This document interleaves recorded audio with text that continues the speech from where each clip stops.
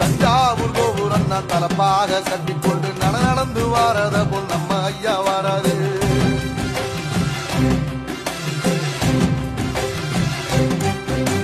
கர்ணன் கொடுத்தது என்ன, சீலக்காரி இறந்தது என்ன, ஐயா உசுறு வர அள்ளி அள்ளி தருவாரு. தாதி தாதிக்கு ஒரு சங்கமற்ற நட்புள்ள எல்லா சாதிக்கு ஒரு கோயில் போல வராது. இல்லை என்பதையே இல்லாம செஞ்சவர்